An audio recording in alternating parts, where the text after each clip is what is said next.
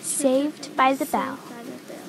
Emily! It was Emily's voice, and it was followed by the sound of a bell. Suddenly, Adeline's vision came back. Her body fell. She hadn't even realized that she had been floating in the air too.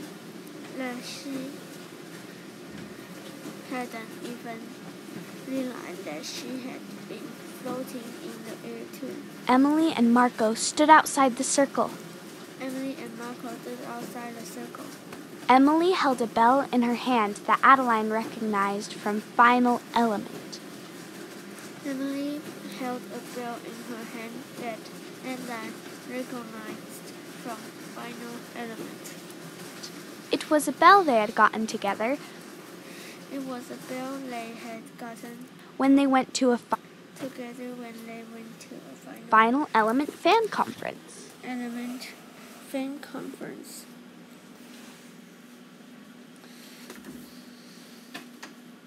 Emily rang the bell again, and Adeline's mind completely cleared.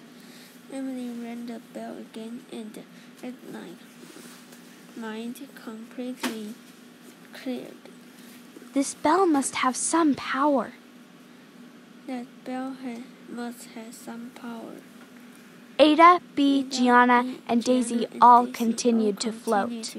The ghost-possessing Daisy said, "You're too late. They're ours." But there was a desperate quality to the voices. "Quick, we need to cut these strings," Adeline said. She was taking a wild guess.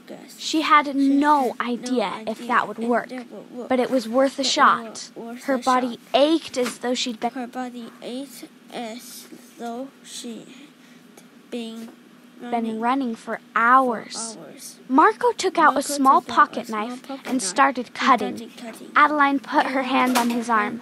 Let me. This is all my fault.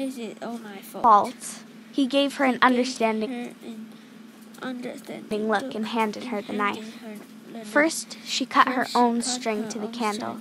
A huge cry came from the voices inside Daisy. She dipped down in the air. Adeline smiled. This just might work.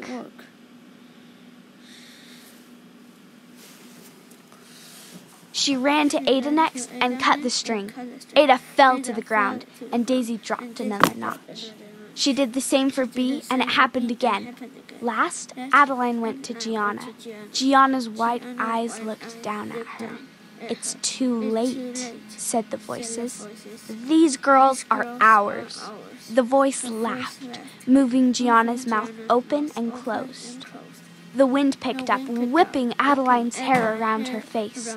She covered her eyes with her forearm and tried to walk against the wind. She covered her eyes with toward her forearm and tried to walk against the string. You can't have them, she yelled. The voices laughed again. What could one person do about it? The bell rang out again, and Adeline felt a surge of power.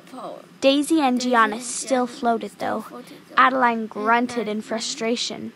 Why did the bell seem to only work for her? The realization hit her, because it was connected to her friends. The bell didn't have any power. Their friendship did. Daisy, think about your parents. Think about the times you've laughed with Gianna and Ada and Bea, Adeline yelled. Daisy dipped a little, but the voices laughed more. Adeline realized something else. This group of friends wasn't as connected as she was with Emily and Marco. She started to cut the string between Gianna and Daisy. As if she could read her mind,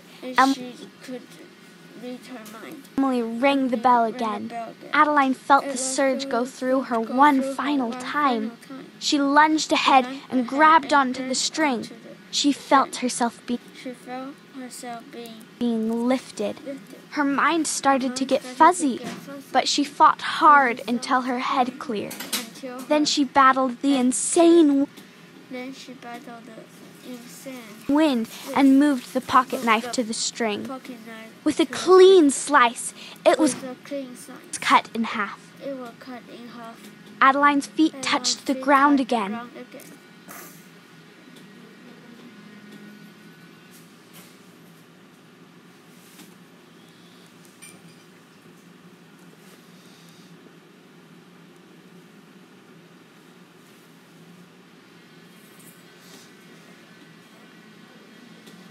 At first, nothing happened with Daisy and Gianna. Then suddenly, the wind stopped, and both girls dropped straight to the ground. Neither of them were moving. "Call 911!" Emily cried, running to Daisy. Emily cried with her phone. Emily cried running to Daisy. Adeline fumbled with her phone, but then saw that Marco had already made the call. Adeline ran to Gianna. She lay unconscious on the ground. Ada and Bea ran up behind her. "Is Gianna going to be okay?" Bea asked in a small voice. Adeline felt for a pulse. It was there, and it was strong.